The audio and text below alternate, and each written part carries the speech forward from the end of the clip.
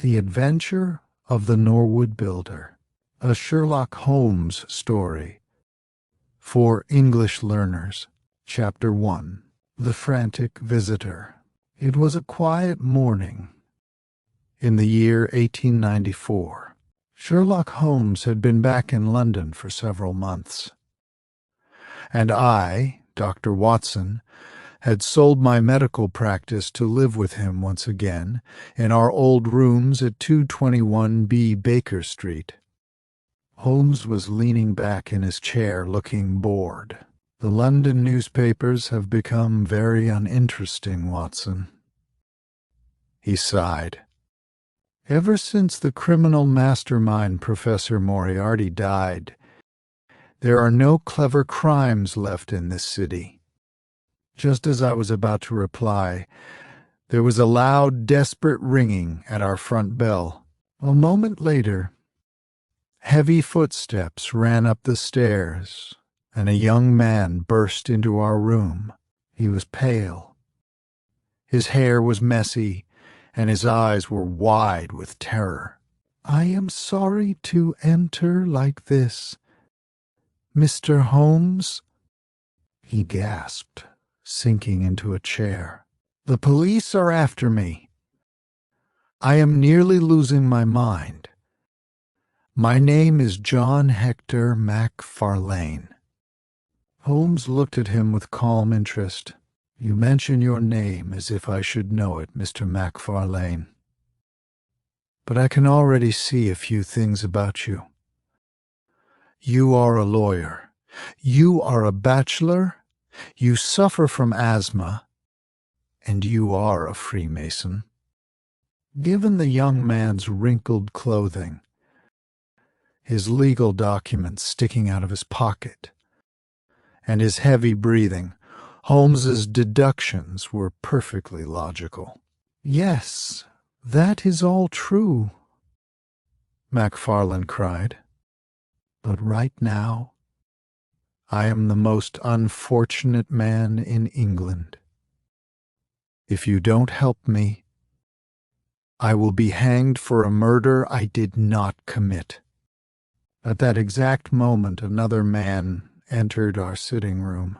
It was Inspector Lestrade of Scotland Yard, looking very proud of himself. Two uniformed police officers stood behind him in the doorway.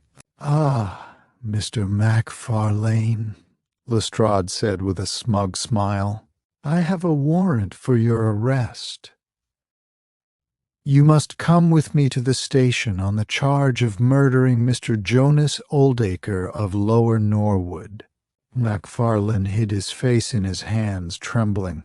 "Wait a moment, Lestrade," Holmes interrupted smoothly. "Give the young man half an hour to tell us his story. I am curious to hear it, and it can do your case no harm." Lestrade hesitated, then looked at his watch. "Very well, Holmes. He may speak, but the evidence against him is clear as day." Chapter 2. The Strange Will.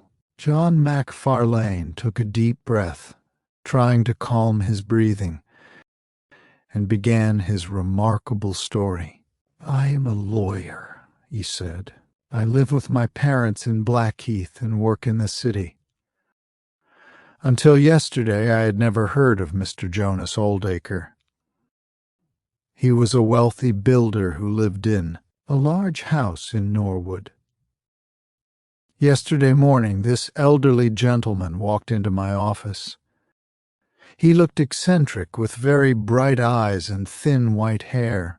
To my absolute shock, he took a bundle of rough notes from his pocket and told me he wanted to make his will immediately. He said he was a bachelor with no living relatives, and that he had decided to leave his entire fortune, his house, his lands, and his money, to me. He explained that he had known my parents in his youth, and he had heard that I was a very honest young man. I was surprised, but I quickly typed up the official legal document for him. Because he was in a great hurry, we signed it right there. The strange thing was, the original notes he brought were written very messily, as if he had been sitting on a moving train. Mr. Oldacre then invited me to come to his house in Norwood last night. He said he needed me to look through a safe full of important company deeds and bank documents to complete the legal process. I arrived at his house, called Deep Dene House, at around 9 o'clock. His housekeeper, a cold and silent woman named Mrs. Lexington, let me in. Mr. Oldacre and I worked in his study for hours, checking financial papers. We finished very late, near midnight, because the trains had stopped running. I could not return home to Blackheath. I decided to walk to a local inn called the Annerley Arms and spent the night there. But this morning, when I opened the newspaper at breakfast, I saw a horrible headline. It said that Deep Dene House was on fire during the night. The fire brigade put out the flames in a large pile of timber in the backyard. Inside the ashes, they found charred human remains and metal trouser buttons. Mr. Oldacre's safe was open. Papers were scattered everywhere, and my own walking stick was found in the room, stained with blood. I panicked and ran straight here to ask for your help, Mr. Holmes. I swear to you, I left Mr. Oldacre alive and well. Chapter 3. Gathering Clues. As soon as Macfarlane finished speaking, Lestrade put the handcuffs on him and led him away. Holmes sat in silence for a long time, smoking his pipe. "Watson," he said at last, "the case looks very bad for young Macfarlane. The motive is clear. He inherits a fortune if Oldacre dies. The evidence is also clear. His stick is at the crime scene covered in blood, and a body was burned just after he left. Yet my instincts tell me there's something deeply wrong with this story." Holmes decided to investigate. First, he traveled down to Blackheath to visit Macfarlane's mother. I accompanied him. Mrs. Macfarlane was a stern woman. When we asked her about Jonas Oldacre, her face grew dark with anger. "Jonas Oldacre was a monster," she said fiercely. 30 years ago, he was engaged to marry me. But I discovered he was a cruel, wicked man who enjoyed hurting animals and playing dangerous practical jokes. I broke off the engagement. He swore he would get revenge on me one day. When I heard he was dead, I felt no sadness. Next, Holmes went to the crime scene in Norwood. When he returned to Baker Street late that evening, he looked unusually tired and worried. "I examined the timber yard, Watson," Holmes explained, pacing the room. "The fire was enormous. There are indeed burnt bones in the ashes. I also looked inside the house. The safe was open, and many documents were missing. However, I found that Oldacre had recently paid huge sums of money to a mysterious man named Mr. Cornelius. This is very strange. Why would a wealthy man empty his bank account just before making a will?" Holmes shook his head. "Lestrade thinks it is a simple murder for money. But why would Macfarlane write a legal will in his own office, go to the victim's house, murder him brutally, burn the body, and foolishly leave his own walking stick behind. It makes no sense. Chapter 4. The Bloody Thumbprint. The next morning, Lestrade sent a telegram asking us to come down to Norwood immediately. When we arrived at Deepdean House, the inspector was grinning from ear to ear. "Look here, Holmes," Lestrade cried, pointing to the wall in the dark entrance hallway. "The final piece of evidence. Young Macfarlane is finished." Holmes leaned forward. On the white wall, there was a clear, bloody mark. It was the print of a human thumb. "We checked it against Macfarlane's thumbprint after we arrested him," Lestrade said proudly. "It matches perfectly. He must have touched the wall with his bloody hand after the murder. What do you say to that, Mr. Holmes?" I looked at Holmes. For a moment his face looked pale and defeated. "All the facts point in one direction," he muttered. But suddenly Holmes's eyes lit up with a brilliant spark. He turned away to hide a smile. He walked up and down the hallway, carefully measuring the length of the walls with his eyes and his feet. He compared the downstairs hallway with the corridor directly above it on the top floor. "Lestrade," Holmes said cheerfully, "this is a truly magnificent clue. Tell me, when did your men find this thumbprint?"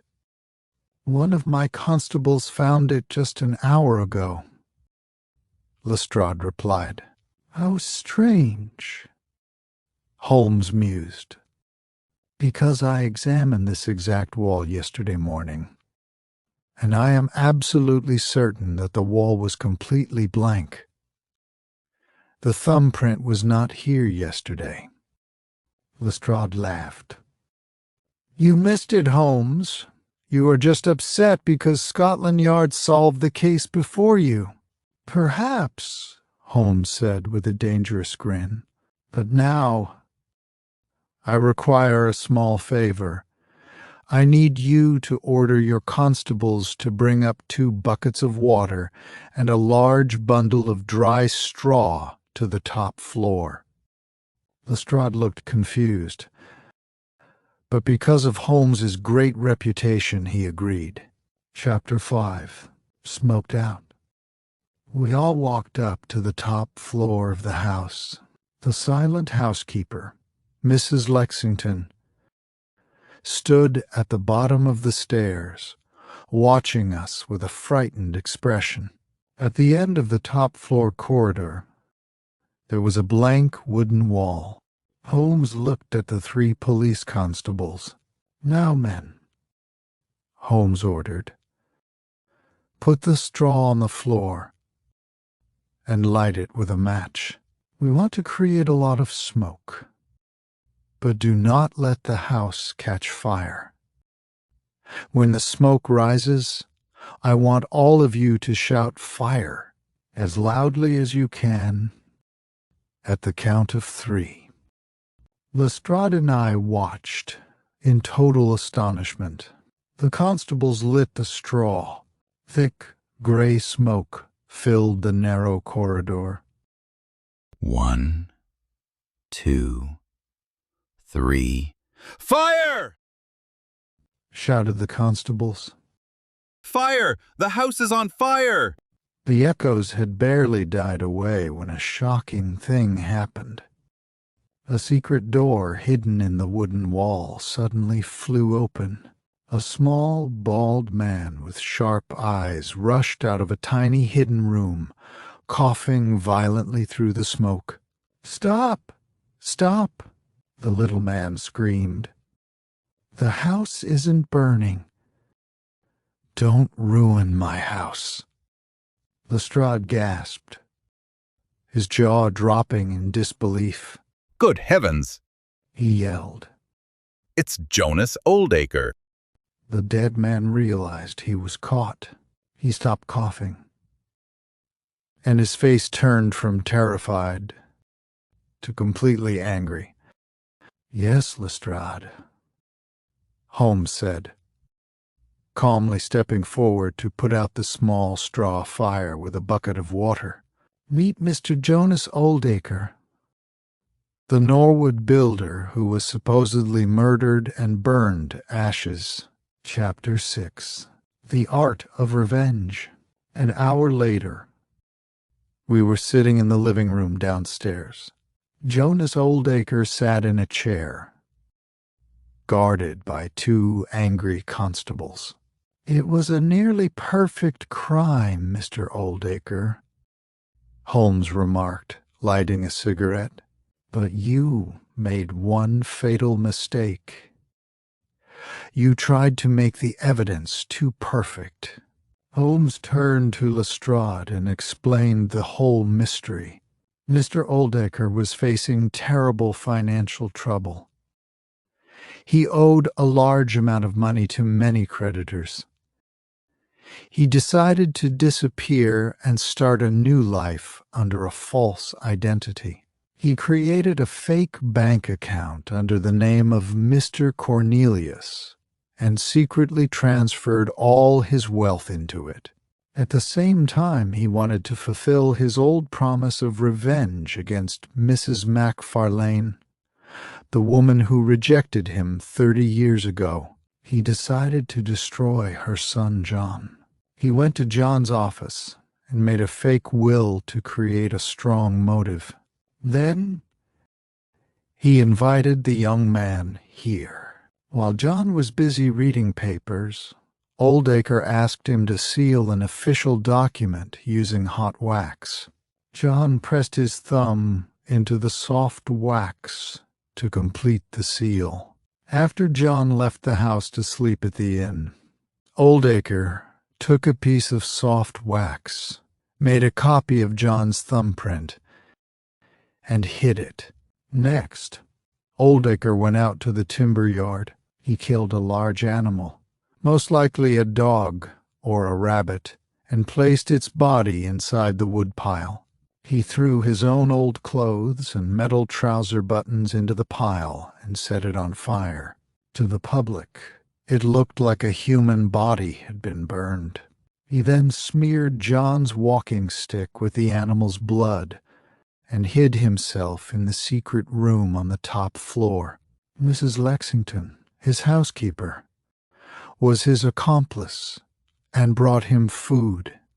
"But what about the thumbprint on the wall, Holmes?" I asked. "Ah, that was his undoing." Holmes smiled. Oldacre stayed in his secret room, but Mrs. Lexington secretly brought him news. Yesterday, he heard that I was investigating and that the police did not have enough evidence to hang MacFarlane. Oldacre grew worried. Last night, he crept out of his hiding place, took the wax mold of John's thumb, dipped it in a little blood, and pressed it onto the hallway wall to make the case foolproof. But he did not realize that I had already thoroughly examined that wall the day before. When Lestrade showed me the print this morning, I knew instantly that someone living inside this house had put it there after MacFarlane was arrested. I measured the house, noticed the top floor corridor was 6 feet shorter than the ground floor, and realized there was a hidden room. The smoke simply forced our bird to fly out of his cage. Lestrade looked embarrassed, but deeply grateful. "You have saved an innocent man's life, Mr. Holmes. Mr. Oldacre, you are under arrest for fraud and conspiracy." As Oldacre was led away in handcuffs, throwing a hateful look at the detective, Holmes turned to me with a satisfied laugh. "Well, Watson, London is not so boring after all. Let us return to Baker Street and enjoy our lunch. The end. Thank you for reading.